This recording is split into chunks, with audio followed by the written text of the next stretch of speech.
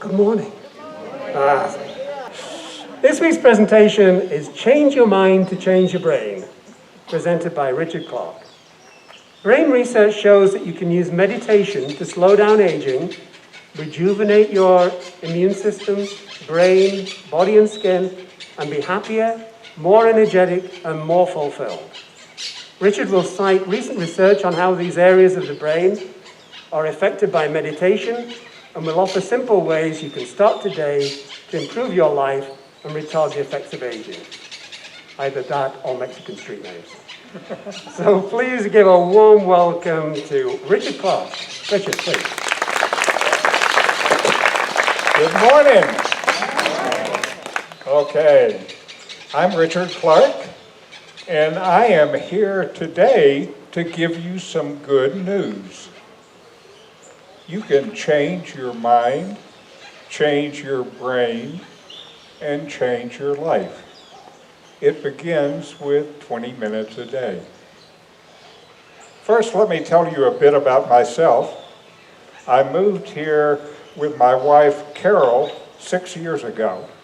We came here from South India, where we had initially retired and lived for 8 years after a life in Silicon Valley. I have meditated regularly for more than 35 years. So this talk is from my own direct experience. I have always been interested in technology and science, and for the last several years at LCS with Fred Harlan, I've presented Hot Science Weekly with the latest science and tech news. I've presented more than 1,000 science stories. This talk combines my interest in meditation and in science, and presents meditation from a scientific perspective. How does meditation change the brain? I'm going to talk about your brain and the effects of meditation. The basis for this talk is numerous published studies of fMRI brain scan monitoring different aspects of meditation. I will talk about brain plasticity, the constant reorganization of your brain, and how you can use this plasticity to change your brain and your life. I'll also talk a little bit about my experiences with meditation and give you an approach to walking meditation. Now, on to change your mind to change your brain. There is an ancient idea from yoga: you become what you think. I have long appreciated this idea, but never quite believed it. It turns out that I was wrong not to believe it. What science has found out is that your brain changes all the time based on how you use it and what you think about. So your brain shapes and reshapes itself all the time based on what you do with it. You make it what it is by how you use it. Studies from the American Association for the Advancement of Science looked at people who lived well as they age, often into their 90s and beyond. These people are called super-agers, and maybe I'll talk about them on another day. What is encouraging for us is that they found out that much of how we age has to do not with genetics, but with our choices, how we live, physically, mentally, and socially. This means we're more in control than we may think. By now, we have learned the need for self-care, exercise, and diet. We've learned often the hard way that we need to keep moving these bodies and feeding them good food. A common goal is to get the most out of this body in the time that we have left. This is great, but it is just not enough. In so many ways, the quality of our life depends on how our mind is doing. And for most of us, our brain is slowly deteriorating as we age. We lose 5% of our brain mass per decade after 40, and this increases over 70. But it doesn't have to be this way. You can change how your mind ages with 20 minutes each day of mental self-care, some form of regular meditation. I like to encourage meditation. This talk uses science.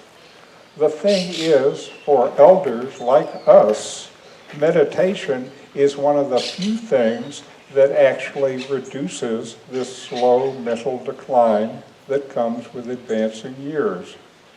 And meditation also reverses aging of our chromosomes and boosts our immune system.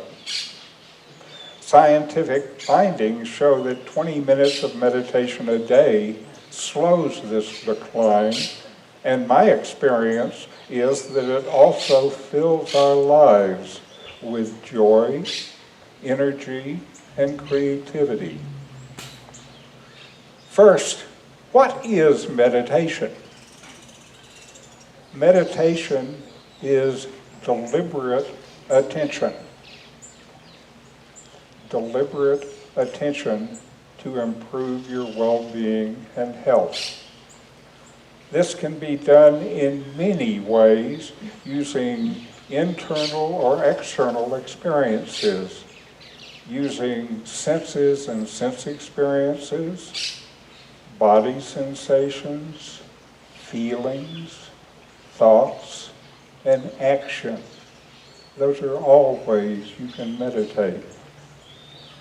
Meditation is deliberate attention and just letting things flow, letting what is there just be there without chasing it or running away. And, this is important, letting it go when it passes.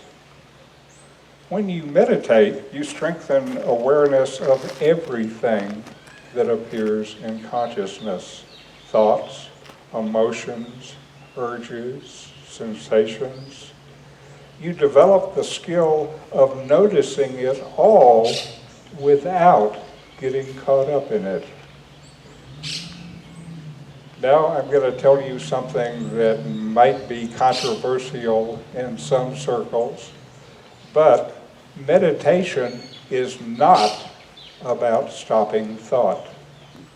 We can't stop the activity of the mind with more activity of the mind.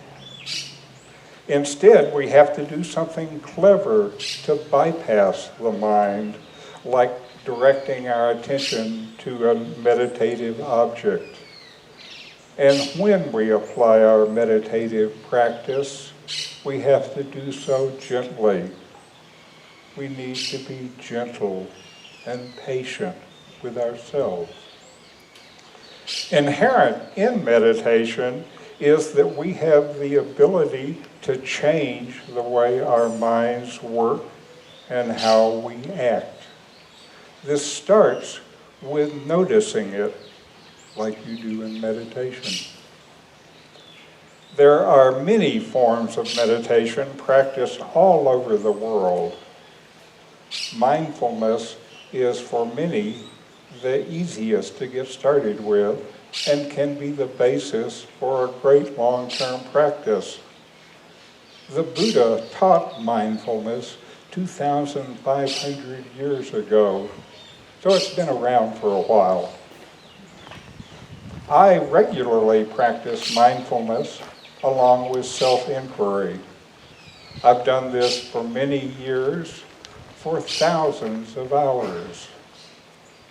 Meditation is something that I do to gain inner peace and insight into myself, life, and the world. Meditation also opens and frees up my creative energy. That's actually something important to me. Now, on to the science of meditation. The discoveries about the brain since the introduction of the functional MRI 30 years ago have given a new understanding of the brain. Now we can look into the brain and see what is active at any moment. It's kind of like being able to see that you are thinking and where you are thinking it. It's been pretty amazing turning earlier ideas about the brain on their heads. When I first started learning about the brain, it was thought that the aging brain just had a natural decline and that no more brain growth happened after about 25 years of age. This was very wrong. What we know now is the brain keeps growing, making new brain cells and especially new connections within the brain. These connections are really what the brain is about. Every day, the brain makes and renews thousands of these connections. The brain can be thought of as a connection machine. And not only does the brain keep developing, you change the connections made by your brain by how you use it. Our brains are one of the most responsive organs. They call this ability for the brain to reorganize itself neuroplasticity. It turns out we can use this plasticity to change our brain and make our life better, to be more authentic, creative, and happy. Dr. Richard Davidson, a neuroscientist at the University of Wisconsin, was a long-time meditator, but the Dalai Lama convinced him to focus his brain research on the effects of meditation on the brain. He challenged me, saying, "You've been using the tools of modern neuroscience to mostly study anxiety, depression, and fear, all these negative qualities. Why can't you use these same tools to study qualities like kindness and compassion and equanimity?" And I didn't have a very good answer for him. Davidson said, "It was a total wake-up call for me, and it was really a pivotal catalyst." David met with the Dalai Lama in 1992 and has since conducted many studies on mindfulness and compassion. Here's some of what he found. Researchers found in MRI scans of monks that a region of the brain known as the anterior insula was activated by meditation. It's where a lot of brain-body coordination takes place. This was the start of research into the effects of meditation on the brain. Brain scans also show that compassion meditation involves the brain and body in a major way. Davidson found that meditation improves immune response. And these test subjects were not professional Buddhist meditators, but had just gone through an 8-week training in mindfulness meditation. And already they were able to see these changes. Now for more science. There are many scientific studies on meditation. They've shown that meditation changes the way your brain works and that it grows your brain. One of the first things that brain scientists observed was the brain operates by using networks of various parts of the brain. And there was one network that was turned on even when nothing seemed to happen. They call this one the default network, since it was activated by default. This default network turns out to be the source of all the thoughts that constantly bubble up, what the Buddhists call the monkey mind. It turns out that this default network turns off when you do something like pay attention to a task or to body sensations.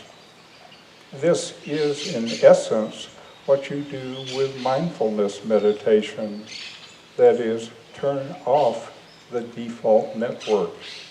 This is why people report that during meditation, the flood of thought seems to subside.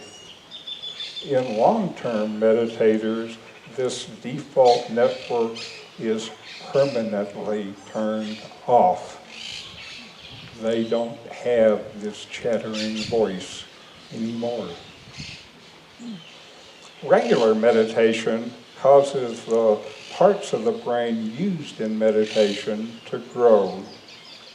Meditation also makes changes in brain chemicals, in how you age, and your immune system. There are other areas where meditation has been shown to provide benefits, including healing and treating depression. There are too many to talk about today. While meditation grows the brain, Stanford University found that stress, depression, and complaining actually shrinks the brain and have the opposite effect from meditation. Is that what you want for yourself? Meditation affects many areas of the brain, making them larger and more robust, adding both gray cells and white cells, processing cells and connection cells, and importantly, this growth continues as long as you meditate. The exception is the amygdala associated with stress. It actually shrinks. Changes are detectable after 4 weeks of daily meditation. They continue as long as meditation is regularly practiced. This thickening of the brain system counteracts some of the natural body-brain aging process, which thins it. And the scale of these changes correlate with the number of hours in meditation practice a person has done, says Adrian Tarran, a researcher studying mindfulness at the University of Pittsburgh. Studies on expert meditators with at least 40,000 hours of mindfulness practice have discovered that the expert meditator's resting brain looks similar when scanned to how a normal person's brain looks when meditating. This default network is no longer activated. Meditation has effects throughout the brain. Here are some, and even though I'm only telling you some, it's a long list. First, in the new brain, the neocortex. This is the part of the brain that is uniquely human. The prefrontal cortex. This controls behavior, speech, and reasoning. The anterior insula involves compassion, kindness, happiness. The parietal lobe, which is connection to others and reduced loneliness. The corpus callosum for creativity, and the temporal parietal junction, which is the seat of emotional intelligence. All of these get bigger. And in the old brain, called the lizard brain, the amygdala, which is the center for fear and survival instincts, this gets smaller with meditation. And the hippocampus reduces depression and improves memory and learning. This gets bigger with meditation and smaller with stress and complaining. And in the brain stem, the pons thickens and improves your sleep. Meditation positively affects the level of many brain and body chemicals. It increases serotonin. Mindfulness increases the brain's production of serotonin. It is thought that meditation bathes your neurons with an array of these feel-good chemicals, effectively melting away the stress that leads to depression. It reduces cortisol, a primary stress hormone where less is better. A study at Rutgers found that meditators had a nearly 50% reduction in cortisol levels. It boosts endorphins for an all-encompassing sense of happiness. A journal study reported that meditation produces more endorphins than distance running. It boosts melatonin, the sleep molecule. Rutgers researchers discovered that melatonin levels for meditation practitioners were nearly doubled. Nitric oxide controls high blood pressure. It's a bacteria-killing antioxidant and slows cancer. Meditation boosts nitric oxide by more than 200%. Now for meditation and aging. Meditation slows and even reverses the brain shrinking common as we age. It fixes our genes, our telomeres, at the end of chromosomes. One element in aging is that these ends get frayed and start to unravel. Meditation has been shown to reduce this telomere damage. Glutathione controls free radicals, which are an agent in aging. Studies show that meditation boosts glutathione by more than 40%. And meditation can even slow the aging of your skin. Meditation deactivates the skin's prime age accelerating gene, NFKB. This blocks the genetic program that ages your skin.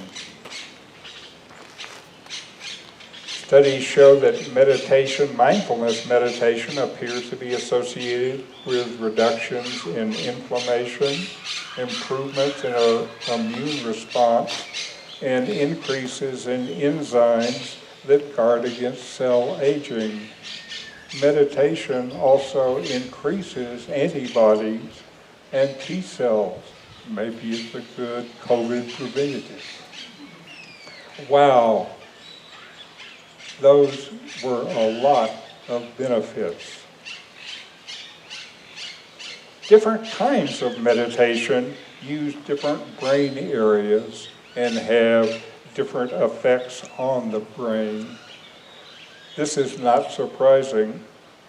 This is a pretty new area of research, and more needs to be done to study the specific brain impact of different kinds of meditations. There are a few pieces, though. It's like the story of the blind man and the elephant. The blind man who placed his hand on the side says, "The elephant is a wall." Another who felt its tail described it as a rope. None had a complete idea. Right now, we just have partial, unconnected information, but you have your own experience to guide you. Meditation techniques can be divided into two main groups. Concentrative meditation, where the meditator focuses attention on their breathing or a specific thought or objects, suppressing other thoughts. An example of concentrated meditation is watching a candle flame. And non-directive or open awareness meditation, where the meditator focuses on an anchor, like breathing, but the mind is open, allowed to wander, and you just notice whatever you notice, and then return to the anchor. Many modern meditation methods are this open awareness. Scientists have found strong, measurable effects from open awareness meditation, but not so much for concentrative meditation. This open awareness brain processing is what shapes the brain as you meditate. This is what brings the brain's benefits. So for best results, practice some form of open awareness meditation. And now to contrast mindfulness versus compassion. Studies looked at mindfulness versus compassion-based meditation like Buddhist loving kindness. Mindfulness increases thickness of the prefrontal cortex and parietal lobes, both linked to attention control, and also the anterior insula, linked to compassion and happiness. Compassion meditation shows increases in the limbic system, which produces emotions, and the anterior insula, which helps bring these emotions into conscious awareness. You can kind of see how it works. Meditation using attention yields better focus and awareness of yourself and others. Meditation on caring for others brings more emotional awareness and understanding. You shape the brain by how you use it. So, what is right for you? Breath-watching mindfulness is good for many people. There are many other ways to meditate, including loving kindness, Buddhist metta, which is the basic compassion meditation. There is gratitude meditation, self-inquiry, TM, transcendental meditation, or mantra meditation. There's yoga and chanting, just to name a few. Maybe you need to try different approaches and see how they feel. You are the only one who knows what you feel. You are the only one who really knows if you are happy. So trust yourself. Try it and see what you think and feel, and judge for yourself. There are many places here at Lakeside where you can learn to meditate. Heart of Awareness has a Buddhist orientation. There's a mindfulness session at LCS. You can go to YouTube and ask for guided meditations, and there are many wonderful ones there. There are also many other resources here, including the instructions that I offer. Whatever you choose, be patient. The effects are gradual, and don't judge for yourself. Excuse me, don't judge yourself for not making progress faster or for thoughts returning. I teach mindfulness meditation. I've done this in person, and maybe if there's enough interest here, I can do this with Zoom. I'm willing to try. And if you want to get started, maybe I can help. I'll have cards available after this session. Meditation is something that most people can succeed with. The single most important element is your desire to be your desire to be the best you can be, your desire to have the best life you can. If desire is strong, you will find a way. You'll overcome whatever barriers seem to be in the way. Meditation is also one of the best ways to know yourself and see what is deeper than all your mind's conditioning. What you really learn, you learn from the inside. Meditation brings about this learning. So go within and explore. Here's something I do that you can do too.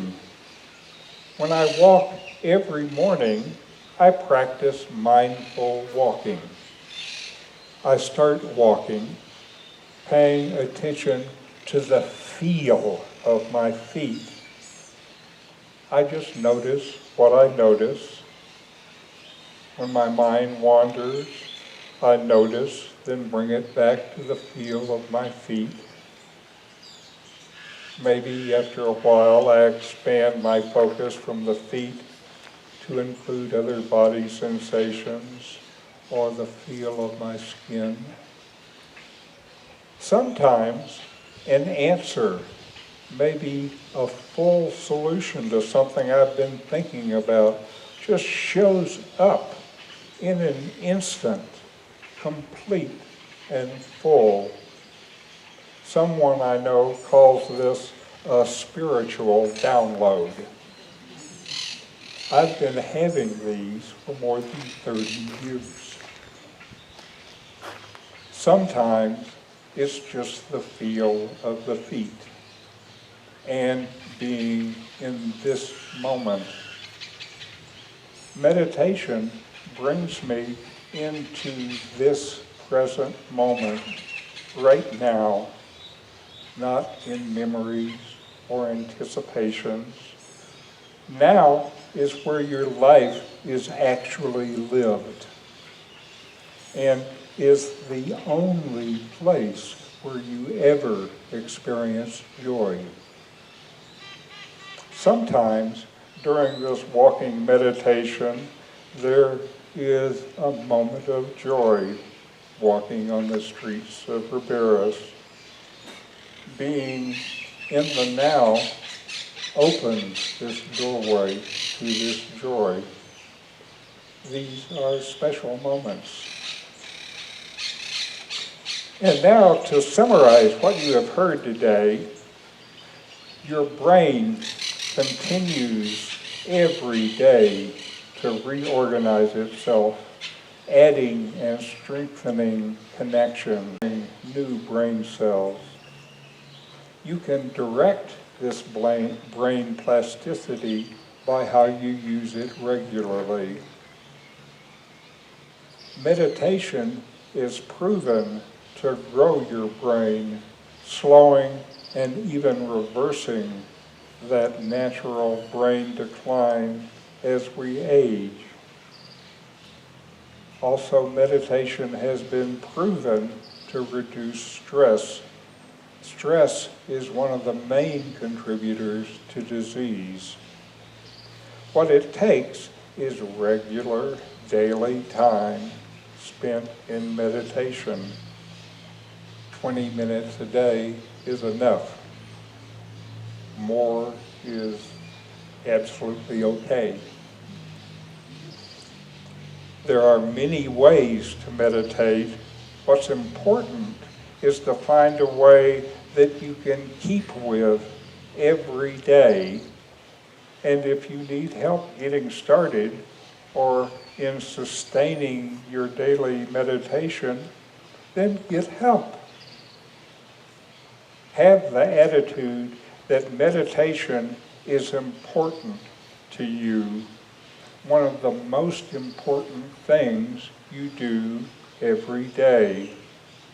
It opens your inner doors to being at peace within yourself, insight and the life change that may follow, and a freeing of your creative energy. With this attitude, you will learn whatever you need to succeed. So make meditation a part of your daily routine, a habit of meditation. Like you brush your teeth every day, you meditate every day. So, want to make your life better? Meditate. The time to get started is now, before more precious time passes. If you want support to get started, you can use the many resources around here, or maybe I can help. So thank you. And now if there are questions.